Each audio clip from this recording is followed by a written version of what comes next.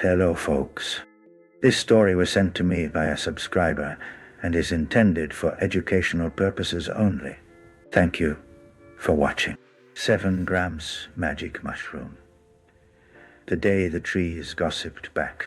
I never really believed in talking to trees until the day I ate 7 grams of magic mushrooms on a whim, sitting in my backyard under the old oak tree that had been there longer than anyone in the neighborhood. The sun was dipping low, painting everything golden, and I thought, why not? 7 grams is a hefty dose. But I was ready for whatever weirdness awaited me. At first, everything was your classic mushroom trip. Colors were brighter, shadows danced, and the grass seemed to breathe. But then, the leaves of the oak started to twitch rhythmically, like they were tapping out a secret message. I blinked and looked closer, and suddenly I could swear the leaves were forming words. "Hey, you!" They rustled softly. "Been here long?" I laughed nervously, thinking it was my mind playing tricks, but the oak kept going, its branches swaying as if nodding. "We've seen more sunsets than you can count. Care for a chat?" I pinched myself. Not painful, so maybe not a dream. I tried to speak, but my voice felt sluggish, so I just nodded. The oak's leaves shimmered, and a warm, woody voice filled my mind. "We've been watching you. Humans come and go, but we stay rooted, listening, learning." Just then, the other trees joined in. The maple whispered a cheeky, "What's the gossip?" while the birch giggled with the sound of rustling bark. It was like a neighborhood block party, but the neighbors were centuries-old trees with stories that stretched back to before any human memory. The oak told me about the squirrel revolution of '92, a secret uprising where squirrels tried to take over the park but failed spectacularly. The maple chuckled, reminiscing about a prank played on a forgetful raccoon who ended up in a bush instead of his den.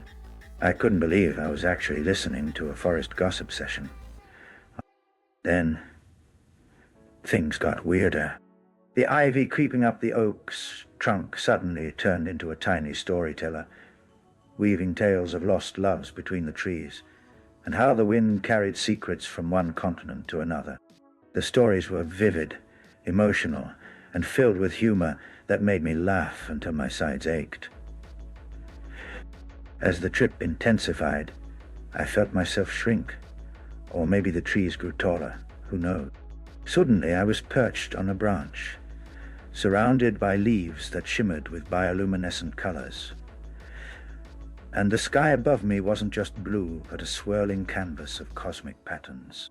The moon winked at me like an old friend, and stars hummed a lullaby. The forest wasn't just trees. It was a living library, a conference, a comedy club, all rolled into one. Each tree had a personality, a history, and they weren't shy about sharing. Tyne told me about the time it outsmarted a lumberjack by pretending to be sick, leaves drooping, sap oozing, fooling him into leaving it alone.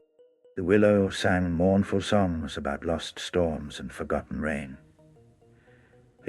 Hours passed in moments, or maybe moments stretched into hours. Time folded like origami, bending under the weight of stories and laughter. I realized I was no longer just a visitor, but part of this arboreal family. Eventually, the sun set fully, and the glow from the trees softened. They whispered, "Remember us when you return to the concrete jungle." We're here listening. When I finally came back to myself, the backyard looked ordinary again. No glowing leaves, no chatting trees, but something inside me had changed.